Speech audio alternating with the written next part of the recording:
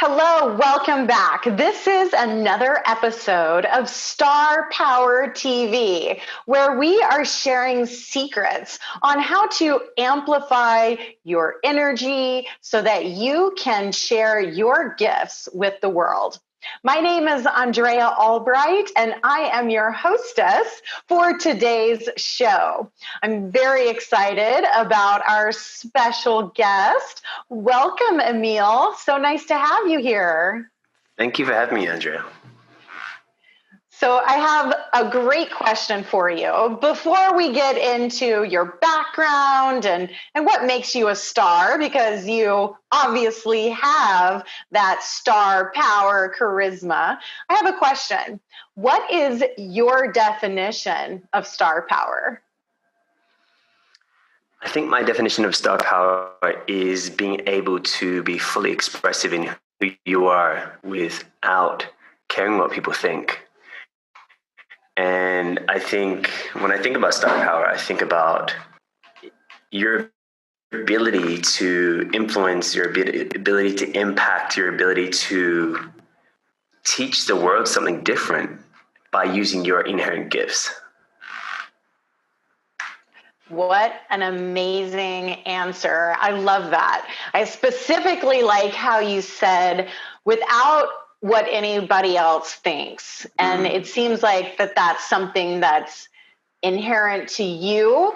Have you always been this way, or how did you come to empower yourself with your own star power? Well, it's an interesting question because I didn't always have the trust or the belief in myself that I could do certain things. And in fact, what led me to going inside was I was constantly focusing on outside. I was constantly focusing on getting it perfect or right, on making it look good. And that was because I was constantly seeking approval from my father, from people above me, from people that were better than me. Because if they liked me and if they approved of me, that means that I was good enough. So I decided to go in, and it started years ago because my mother's actually a psychologist. And I had these books growing up, reading different books. And, that one of the first books was like, Don't Sweat the Small Stuff, and picking up those things and wondering why I think about certain things so much and why I worry so much about certain things. And I remember reading that book and it just simplified it. And I think when I started to go in, my outer world started changing. We always hear that once you go in, your outer world will change because it's a direct reflection of what's happening on the inside. So it's funny you asked this because it's such an interesting subject right now. Everyone's always asking, what's the strategy? How do I become confident or know or this and that? And it's like, stop trying to focus on what you're trying to avoid outside and let's go inside. Oh, beautiful. What a great way to begin our conversation, because a lot of people are focused on how am I going to be perceived? What are other people going to think about me? But when someone can really let all of that go and find their true essence of who they are, that's when people start to notice and people start to watch. And that really is that true confidence that can't be bought or taught. It's something that comes from within. Would you agree? Yeah, absolutely. It's funny. I look at confidence and trust as two different things. I look at, like, if you were to see an iceberg, we go, confidence is the thing that people see on top. So you could be confident at playing basketball. But then I say, Andrea, I need you to go play ice hockey. And you're like, oh, I don't know how to skate. And all of a sudden your confidence diminishes. But trusting yourself is going, I know that I'm a great basketball player, but I know if I go into ice hockey that I'm actually going to get through it and I'm going to learn from my experiences, and it's not going to affect my self-esteem on a deeper level. Oh, that's so good. Very cool. Well, before we go too far down the rabbit hole, let's talk about you, your business, what you're up to, and how you are here today with us. Awesome. So I'm an emotional intelligence coach and transformational speaker, and I work with high performance, high achievers, but I also run big online coaching groups. And I deal with a lot of entrepreneurs, and most of the time I'm dealing with actually is confidence, is trust, is self-worthy, is understanding yourself on a deeper level and letting go of resentments, past hurts, because all of that stuff is hindering us from that present moment.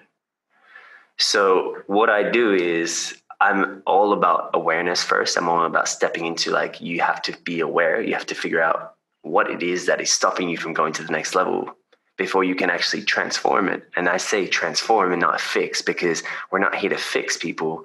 We're here to transform what is already there. We're not getting rid of it. The difference is we're transforming the relationship you have with that story. So I love to speak. I love coaching. I love live coaching, to be honest, like on stage in front of people, seeing what comes up, because you never know what's going to come up. Amazing. Well, you are a perfect fit for this show. And I want to start with emotional intelligence, because that is a topic that I have been studying for decades now, if I really want to date myself. But it was something that was introduced to me by my first mentor who taught me entrepreneurship. And he said, the real ability for you to grow as an entrepreneur and for you to reach an audience is for your willingness to be vulnerable and for your willingness to be seen.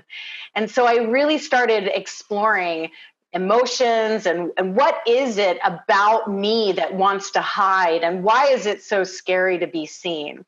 And so since you are an emotional intelligence expert, first let's tell the audience, what does that even mean? And why is it important if you want to amp up your star power? The definition of emotional intelligence to me, I always look at it like book smarts versus street smart. And you can read all the books, you can learn all the personal development, but unless you start applying it on the street, it's useless. Unless you start getting in the game, it's useless. It's just knowledge. Now, it's not enough to know. So many people do this. We get a book and we get all pumped up and we're like, yes, I've got all the answers. But then the moment they go to use it, they stop themselves. And that's because of their subconscious in the background that's like, oh, no. And you pay attention more to your subconscious than you are what you want in life.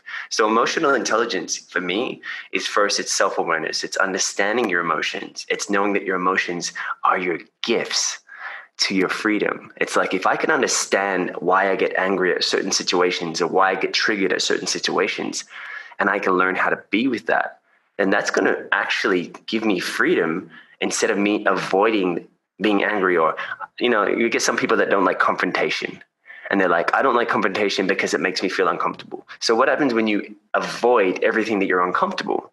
You live a life that is literally governed by your emotions. So then you're being controlled by your emotions. And how many times have we been told as children, stop crying, don't be emotional, right? Because we've been told that it's weak.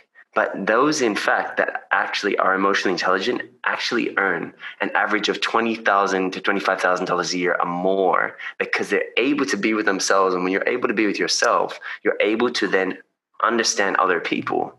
Like, that's intelligence. This is all relationships. How do we relate to the next person? But if I'm like literally looking at you and judging you, not from a place of emotional intelligence, but judging you from a place of my IQ, being like, why are they being so emotional? Why are they being so this? Why are they being so that? That breeds separation. And we all want to be seen, heard, and understood. So imagine you really go in and connect with yourself. You're going to be able to create 10 times more with your partner, with your children, in your business, and have a way more fulfilling life. And I think that's the key to emotional intelligence, is like literally harnessing that relationship with yourself so that you can actually build a fulfilling life. Oh, that was fantastic. What a great way to perceive it, because I think a lot of people could think, oh, well, that's too much work. I don't want to get in touch with my emotions. I don't want to deal with all of that.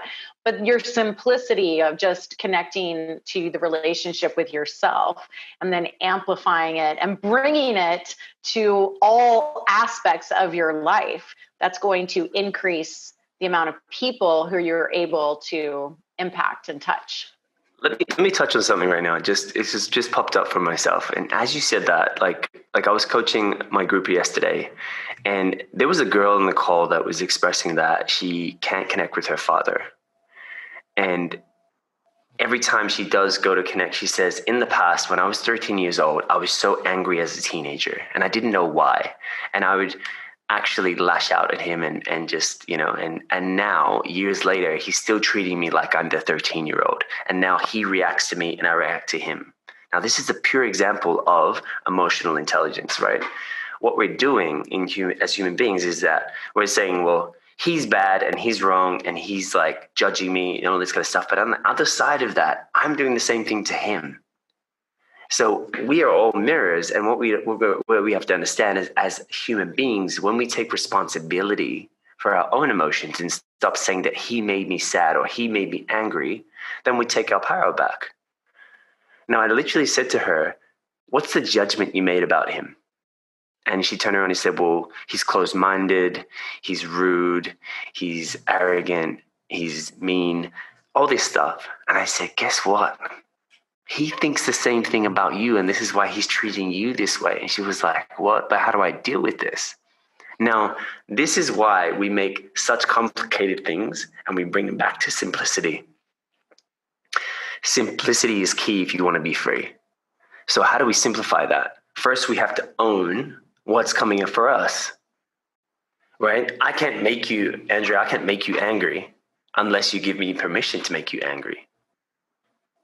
I can't make you jump off the cliff unless you agree I'm going to jump off the cliff. Like it's like I can't say try to pick up the pen. You're either doing it or you're not.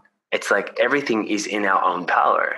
And this is the thing, we give our power away every single day because we think that other person is more powerful than us. Now, I said literally this one thing. I said, why don't you go up to him? Because she had a fight with him the other day and she said he was being ridiculous. So I laughed. And he reacted and said, you disrespected me. And she's like, I wasn't trying to disrespect him, but what he was saying was ridiculous. And I said, well, how would you feel if you said something to somebody and then they laughed in your face? She's like, yeah, I wouldn't feel very good.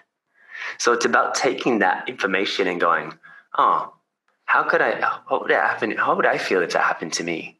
How can I put myself in their shoes? And the moment I said that, she was like, oh, I didn't see it like that. I was just seeing it. He's being ridiculous and it's him. And if we always point outwards, guess what comes back at us? 3 fingers more, right? So in that moment, she's like, okay, I said, why don't you go and talk to him and say, hey, I'm really sorry for how I reacted. I didn't mean to make you feel that way. So she did it and literally sent me a message last night. Was like, Emile, I can't believe it. Like my dad literally was like, thank you for coming and talking to me. I feel so much better. And she owned it and said, I want to work on myself so I can be better for you. And he said, well, maybe you can teach me to do the same for you. And it just mirrored back and forth, right? That's how simple it can be. That's a beautiful example. And I love the real world scenario of, we think that it might be about, okay, I want to reach more people. I want to get more likes on social media. I want more people to follow me and to buy my products and programs and services. But these tools that make you a star and make you connect to other people are the same tools that heal the most important relationships of your life. I don't know about you, but I believe that building a business is the greatest personal development you can ever do for your life. Do you agree with me, Emile? It is. I think I do. I think business and relationships go hand in hand. And I think it's one of those things that tests you, because I just believe that when you're in a business, you're dealing with relationships, you're dealing with people, you're dealing with testing your boundaries and your worth. And with business, it's one of those things where you will only go as far as your business as you go as far as yourself. So I get it when you say, it tests your relationship with yourself. It's like it does, because people take stuff personally every single day. Some people are going to react to you. Some people are going to respond. Some people are going to be inspired by you. And how you show up and how you respond to their reaction is going to determine how far your business will go. Boom. That's what I'm talking about. This is the ownership and the responsibility. And I say being an entrepreneur is about radical ownership of the outcome. And that means if you don't like it, you take responsibility. When you do like it, you take responsibility. But there's total freedom in that, because now you are in that control of, how can I change my perspective? How can I switch this? What am I meant to learn from this? Yeah. And this is why when you're a star, you don't fake it. There's nothing inauthentic about the work that you have done, and you are bringing that for us today. So have you done a lot of personal development work and work on yourself in order to get to this place? I have, and I still am, and I don't think I'll ever stop. This is the thing with people that, and even people that I'm just started coaching or just new to the game, they're like, well, when does that go away? Or when does that fear, or when does that feeling stop hurting so much? And I'm like, it never does. I said, we just get better at dealing with it. And you've heard the saying, new levels, new devils. The moment you go to the next level in your career or job or relationship, guess what? Another sneaky story will come up, and it will just try and smack you or blindfold you. And this is why I value self-development and growth as one of my top values. I've been coaching for almost 10 years. I've been in the self-development space where I started learning about 15 years now. And I've done seminars, workshops. I'm a qualified yoga teacher. I've done theta healing. I've done Reiki. I've done NLP, timeline therapy, hypnotherapy, acceptance and commitment therapy. I've done 2 years in a coaching course online, which is over 200 hours, and then supervised coaching. It's been not just one thing. I don't believe there's one modality to healing and supporting people. I think there's a combination of different channels. And for me, it's about not just going, okay, this is the only way. I think there's so many different ways of healing people and supporting people to break down their barriers and their inherent beliefs, but not just through the mind, but through the body. Because you could be like, oh, I'm a great life coach and I just work on the mind. But I'm like, yo, there's a whole lot of trauma in that person's body. So if you don't know how to be with that person when it comes out, it's like, how much am I going to support them? I could open it up, but what does that person do when it's all open? You got to learn how to be with that person, how to guide them. And the beautiful thing about this, what I do, is that it's not, I don't believe it's rocket science. I believe it's inherent. You're just literally paying attention and you're going, okay, well, how can I be with this person? And it doesn't necessarily have to be words. It can be your being. That's as powerful. Just them knowing that you're there with them is enough to support them to go to the next level and build that confidence and that trust again with themselves. Amazing. Well, I could have guessed that you were a yogi. I'm also a yogini, and I've been practicing for over 20 years. And this is a big, important message that I want to share with entrepreneurs and business owners and even speakers and coaches, is that, yes, you have an amazing gift of giving with your voice and with your intellect. But if you aren't embodied, if you aren't bringing that full awareness into your whole being, then you will either burn out or have some kind of self-sabotage, whether it's addiction or chaos or fear or drama. But it is the integration of the body and the mind, which makes you the full presence of empowerment. And you are bringing that today. So can you tell us more about your experience with yoga, your practice of yoga, and how you use it to be the best coach and speaker that you can be?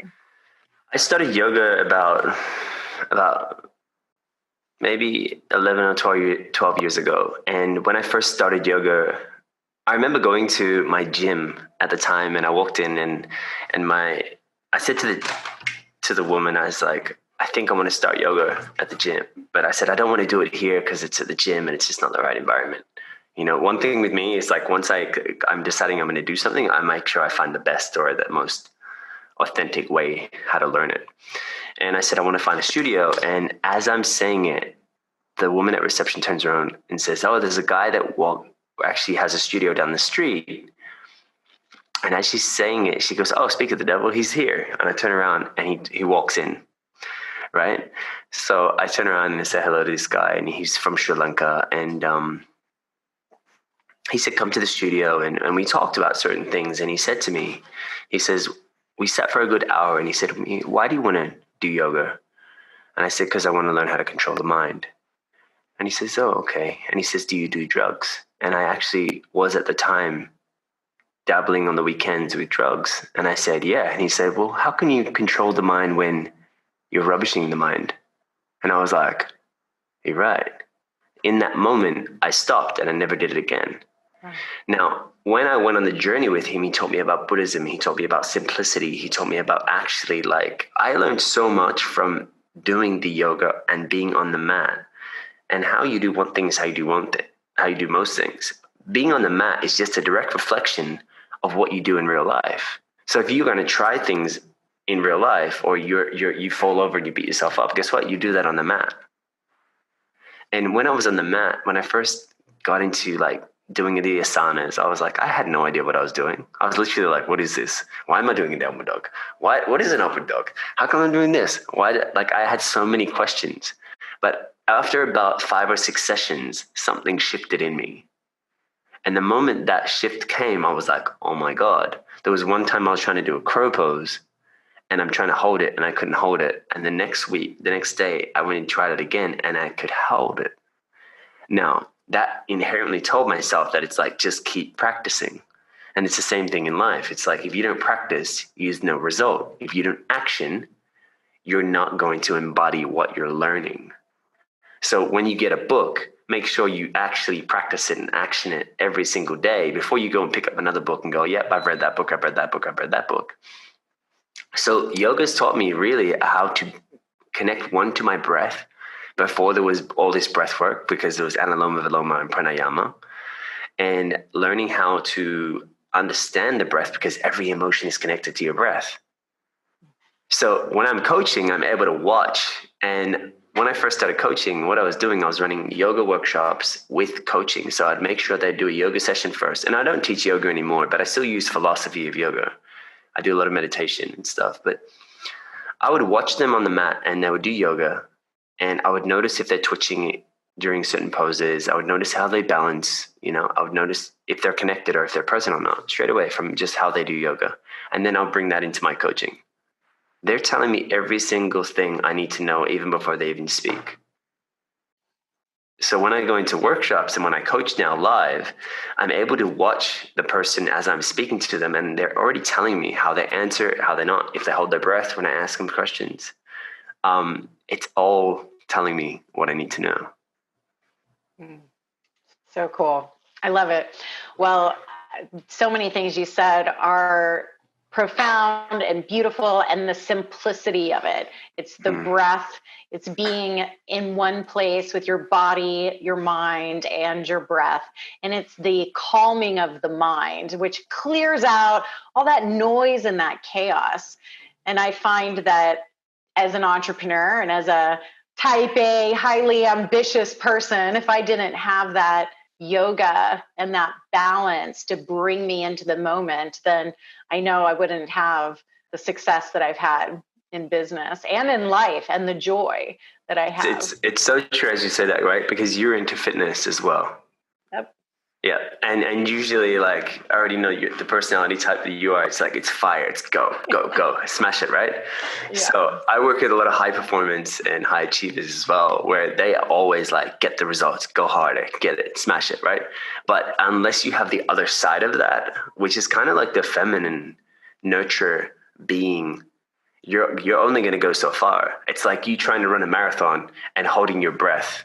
It's like, how far will you run if you hold your breath? But if you actually breathe, you'll get so much further, and it will be with ease.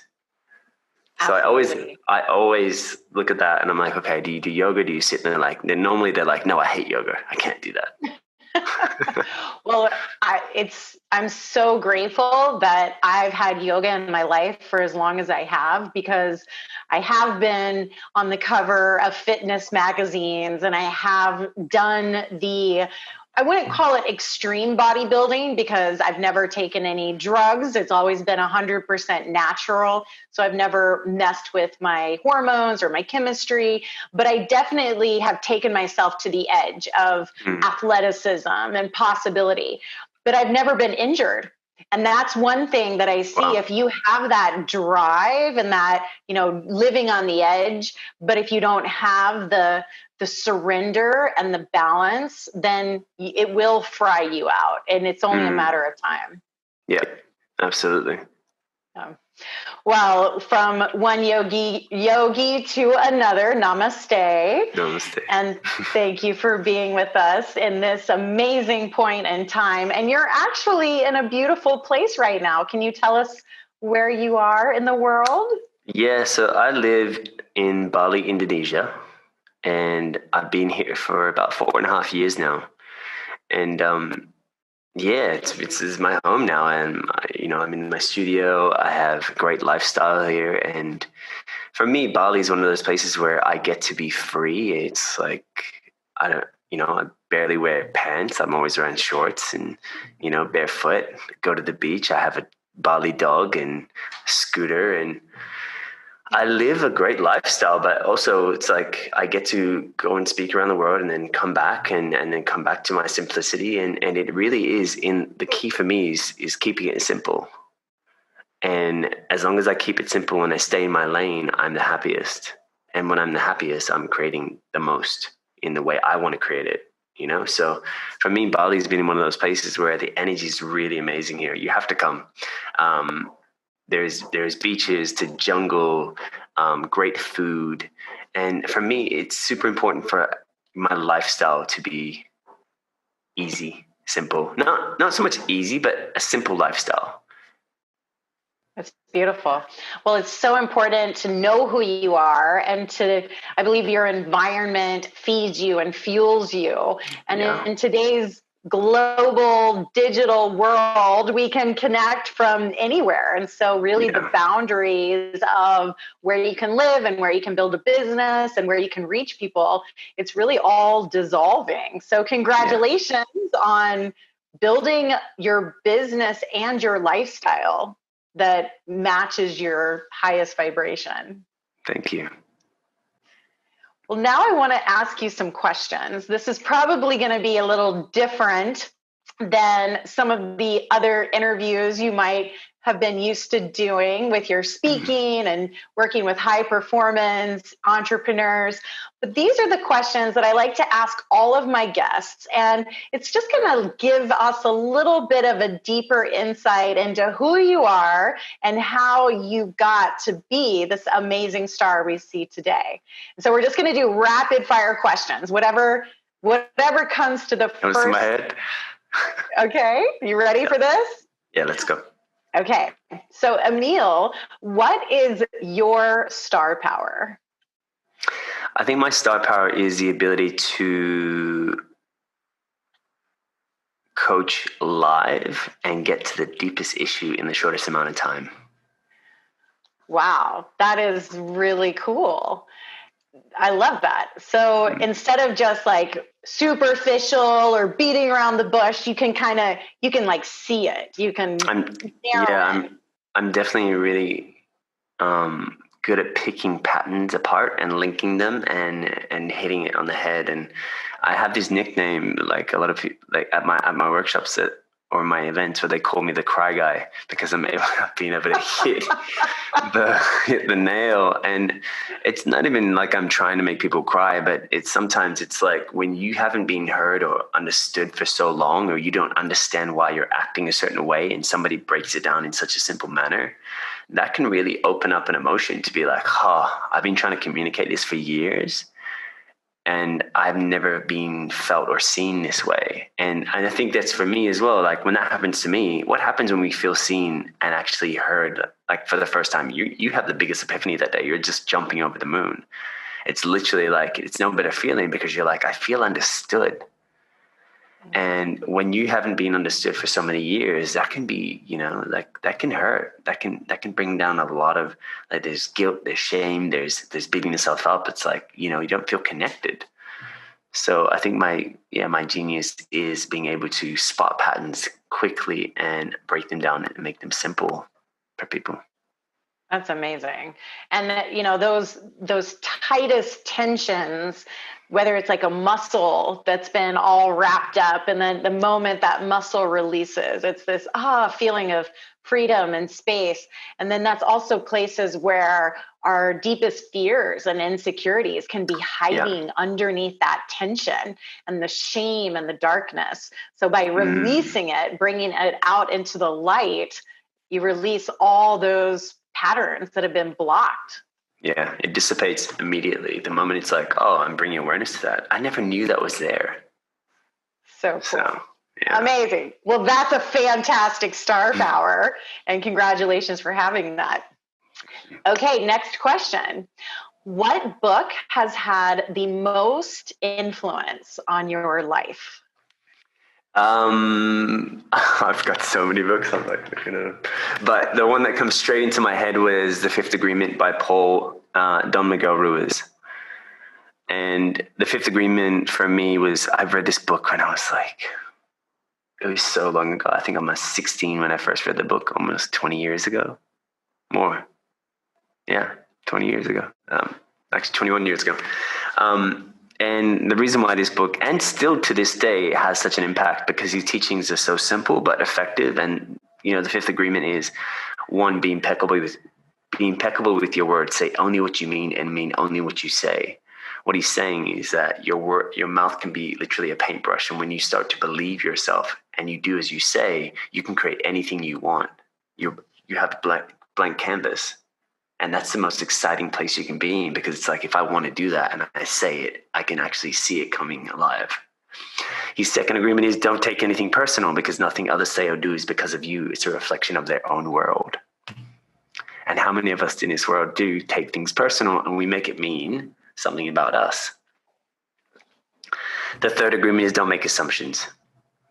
Have the courage to ask for exactly what you want. And so many of us do make assumptions because we want to control the outcome, or we want to feel ease, or we don't want to feel anxious. So we make an assumption and go like, well, I bet you they're doing this, or they must be it here, to ease our own anxiety. So what we should do instead is, maybe if I ask and be like, what is actually going on here? Or what did you mean by that saying? Instead of assuming it, I would cut straight through the fluff and go straight to the answer. The fourth agreement is, always do your best to avoid regret. And the fifth agreement, which is actually the newest agreement, he used to have a book called The Four Agreements, and then he added on the fifth agreement.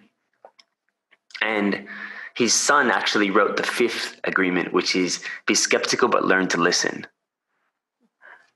What he means by that, he's saying, listen to the intent behind the words to hear the true meaning. And what he really means is, don't believe the self and don't believe anybody else. Now, when I say don't believe the self, we'll go, well, who do I believe? What he's saying is, don't believe the self that says I'm not good enough or I'm not worthy.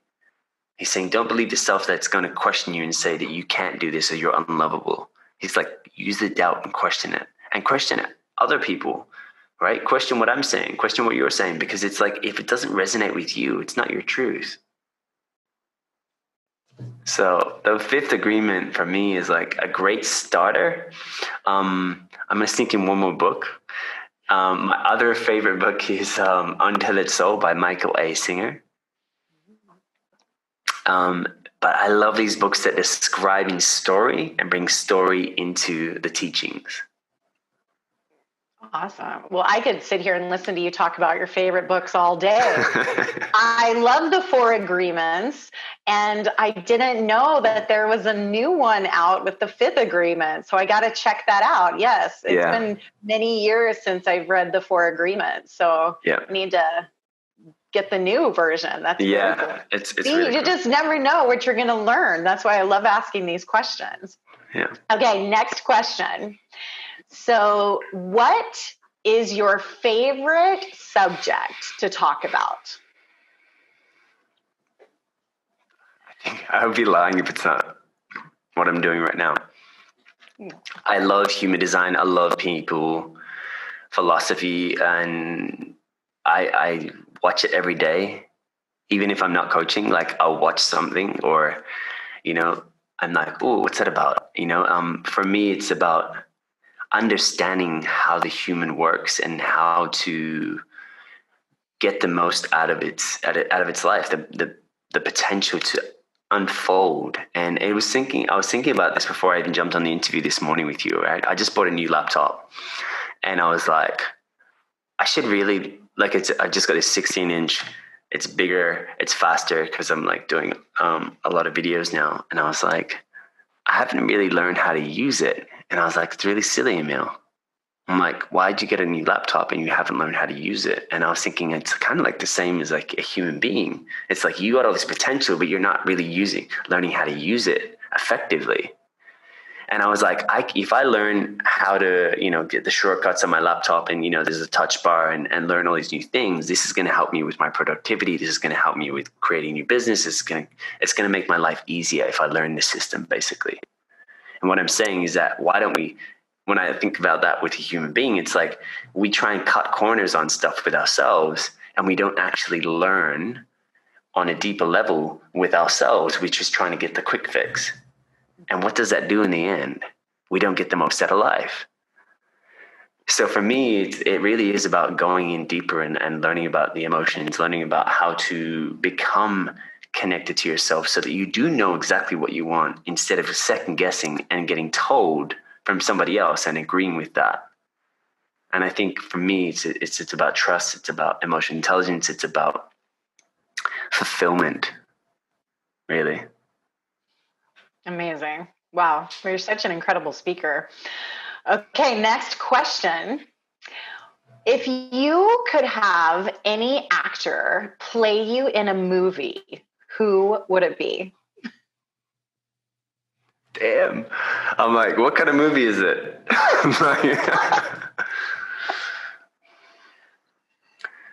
It's funny because you say play any actor would play me, and I love Will Smith. So, I mean, that was the first thing that came up in me.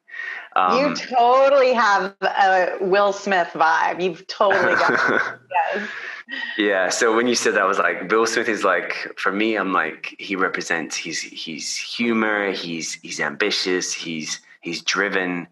I mean, I don't even know if it's mostly the fact that I don't see Will Smith as the best actor, but what I see him as a whole, as a representation, as a man, as a husband, as a father, I'm like, that's who I look up to. Amazing. Well, I bet Will Smith wishes he had your accent. That would take it to the next level. Okay. Love you, Will, if you're watching. I know. All right. Next question. What's the best place you've ever traveled? Ooh, that's hard as well, right? So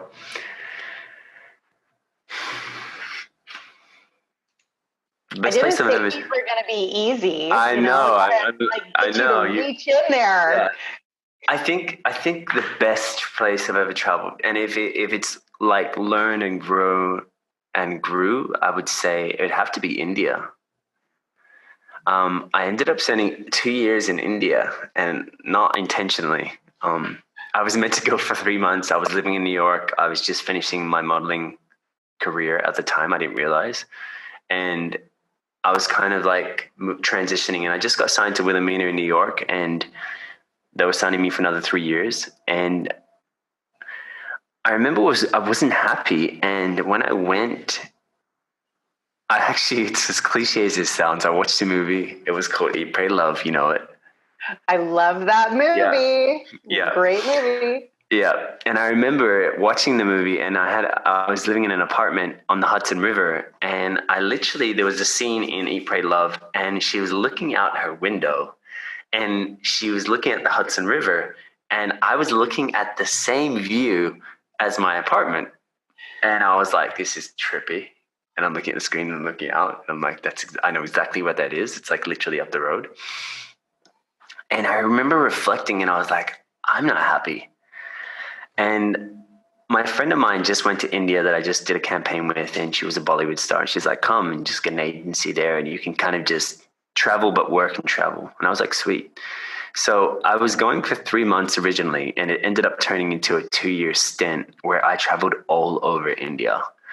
And I think why it's the most favorite for me was it wasn't the most beautiful at parts. It wasn't the most like, oh, there's beautiful beaches and this and that. The experiences that I had on that trip, the amount of stories that I made on that trip was what made it one of the best countries in the world. Like the people I went from like traveling to Leh Ladakh in the mountains, doing a Vipassana with a monk, to traveling through the mountains, like through these mountains for like 19, 20 hours on a bus that you could peer down this gorge, and it was like 200-meter drop, and I'm seeing other buses that have dropped in there, thinking I was going to die like at least 17 times. But the most beautiful experiences I've ever had. And when I got to India, I felt at home originally because, my parents are from Cape Town, South Africa. Like I've seen poverty. I've seen shacks before. So that didn't bother me. For me, the moment I got there, I was like, oh, I feel so calm here. And I was able to be calm in a place that was so hectic, 1 billion people. And it was interesting because I came from America where it was like, organized in New York and LA and so different, and to a place that was unorganized and chaotic, but it had its own system. And for me, I really got back to like what was important for me. And that's where I found my values again. And I really got clear about what my vision wants to be, and simplicity, because I saw kids on the street that had nothing that were happy. But then I also had the other world where my friend was a Bollywood star and I'm seeing the richest of rich. So it really got me to see my perspective of like, what is success and what is happiness, and really reflect. And the moment I got grateful for the simple things, the moment my life started shifting again. So India is definitely, the best country. Phenomenal. Have you written your book yet? No. All right. Well, I'm just saying I happen to have a good ear for great storytelling, and you would be a phenomenal writer, author. These stories are incredible. And I hear that about India. It's the contrast, it's the juxtaposition that shows you these the richness of life, because you see it in so many contrasts. I've yet to go to India. I think I'll probably come back with a whole new name if I even come back at all. So I've been resisting. Yeah. But it sounds amazing. Thank you for telling that story. Okay, last question. What is your secret indulgence? Nutella banana crepes. Wow. Tell us about these. I don't know. I think ever since I was a child, and my parents were very like I was the only kid at school that wasn't allowed to have white bread. I had wholemeal, and it was like never ever junk food or anything like that. And so when I was a kid, I had such a sweet tooth, and anytime I found money, I was like, I need to go to the shop and get some, like, it was like chocolates or sweets or this and that, to the point where, remember when I started saving money, I would go to the store and buy my own jar of Nutella. So I definitely think my kryptonite is when crepes, for starters, because crepes, I don't know why, sugar lemon crepes or Nutella banana crepes. When every country I go to, if there's a crepe stand, I'm like, I gotta get a crepe. There you go. See, we know so much about you now, and thank you for answering all of those questions. Every one of those questions, I could have just kept going and getting you to talk and share more and more. There was one thing that you said that I want to tune in. You said that you were the successful model in New York. Wilhelmina is this global modeling agency, and listening to a story like that, you would think, wow, this man was living the life. He had everything that anybody could ever dream or want. And yet you said, I was unfulfilled. Can you tell us about that moment when you had that realization? Yeah, I was, I've been modeling. I modeled for 12 years and all that. And I lived in Hong Kong, Singapore, Barcelona, Germany. I had agencies in all those countries, Italy, Australia, New York, LA, Chicago. And I was living the life. It looked great. Everybody was like, Emile's traveling around the world. He's doing shows. There's commercials. And at the start, it was amazing for me because I didn't think I could do it.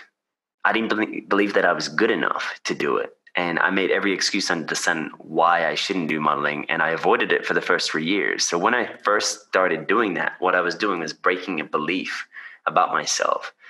And I'm so grateful what modeling has done for me, because people go, how do you go from modeling to becoming an emotional intelligence coach and transformational speaker? And everything that I went through with the modeling taught me how to connect with myself on a deeper level. I was going for success that looked great on the outside. And then that brought me back to my inside. And it was only when I went from LA, and there was a recession from 2007. That was when I first got to LA. I just bought a car. I was, setting myself up. I was living in West Hollywood. It was going to be great. I was going to be an actor. I was going to be famous. And then I was going to impact the world through what I'm doing right now. I thought that I had to go through that route just to get where I am now. And when I got to LA, the recession hit, and all of a sudden there was no jobs. So remember I was talking about confidence before? Before, I was confident, but I didn't trust myself. And in that moment, when I was confident, all of a sudden when the jobs left, my confidence diminished. It just disappeared. I was like, started to question, started to doubt. And when I wasn't working as much, then I based all my self-worth based on how much money I was making and how much jobs I was getting, because that's what we do as human beings. We're successful when we're getting the money and we're getting the praise and it looks good. But it doesn't mean you're going to be fulfilled, and it will only last so long. So what happened was I literally wasn't working as well in LA as I was used to, and I was struggling. Literally, I was working 3 jobs. I was working at Abercrombie. I was working for a company like doing catering and called Beautiful Bartenders. And I was literally driving other models to jobs in the end because I had a car, but they were paying me to drive other models to castings. And although this looked good from the outside, people are like, yeah, Emile's in LA. They didn't see the real story. That I was going through one of the biggest struggles of my life. And I had to ask myself, I think as much as I'm glad I went through that, I learned so much from that struggle because it really got me clear about what I value. So when I went to New York, I signed with major models. And then after being in New York, I started working a lot more and it became easier. I got rid of my car and it was a lot more simpler for me. In fact, I didn't get rid of my car. Let me tell you the truth. My car got,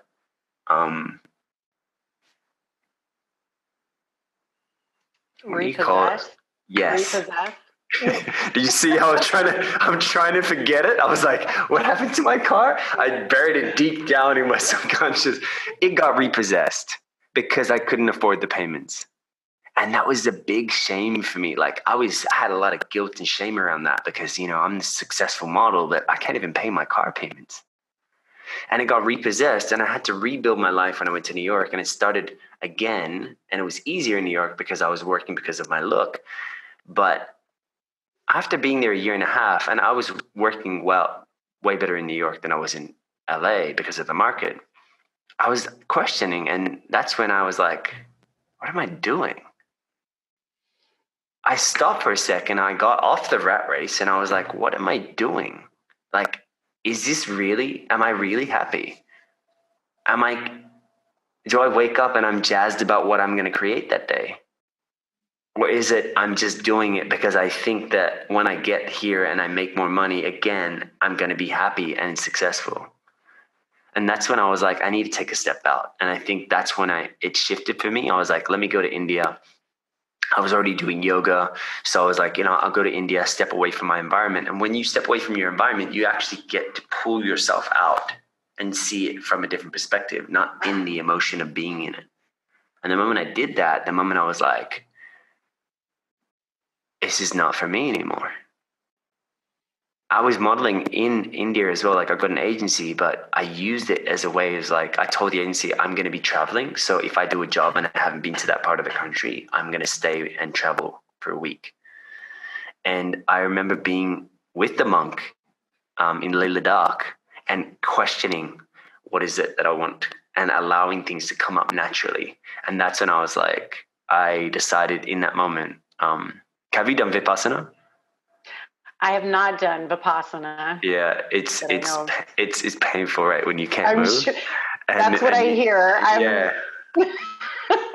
So when you can't move and you can't talk for a certain amount of days, you realize how much your mind runs. And in that moment, the two questions came up, which was, am I going back to New York? And they were processing my visa for my next O1 visa for the next 3 years. So I just signed with Wilhelmina. And they literally said to me, Emile, please don't go into an ashram and grow a beard and not come back. And that's exactly what happened, except for the beard, because I can't grow that. But I never went back to New York, and I left my stuff in New York, my clothes, everything. My housemate like packed everything up, and I never went back. I haven't been back since. Wow. What an incredible story. I knew that there was something juicy in there.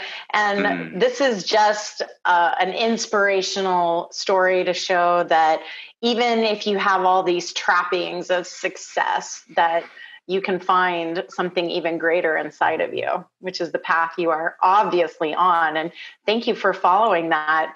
Well, we have come to the end of our time, and it flew by. It was like timeless. And I want to give the viewer a piece of advice, because you're an amazing speaker. I love the term transformational speaker. And if you could give your one big takeaway and piece of advice that the viewer can take today to integrate for their own voice to be heard and empowered and share their message with the world, what would you say? The one piece of advice I would say that changed my life is find out what your values are. Because when you understand your values, you understand your worth. And when you understand your values, you come from a place of your soul speaking, your gut, instead of your mind. Because your mind is going to try and tell you that you need this, and you don't. The mind is there to solve problems. But when you speak from your soul, it comes inherently. And when you do that, you will have endless amounts of energy. Ah, fantastic. Well done. Well, Emile, I know that I myself want to know where we can get more of this inspirational storytelling, speaking, coaching, everything you're up to. How can we follow along? So you can find me on Instagram at Emile Steenveld. And you can also check out my website, which is www.emilesteenveld.com. Amazing.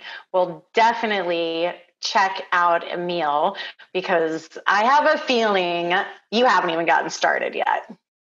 No, actually, it's funny you say this, because when you said YouTube and you built your YouTube up, I'm actually just about to start my YouTube channel. And it's even funny because it's right now, all the systems are getting in place and it's about to start ramping. So yeah, be sure to see more.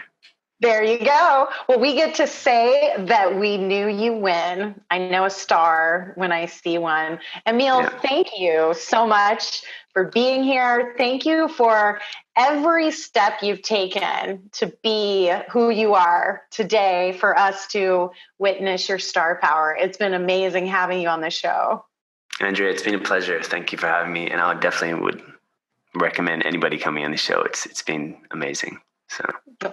Thank you so much. Well, there's another episode. It goes by so fast. I don't know if you're getting as much out of these shows as I'm getting, but I leave transformational. Is that a word?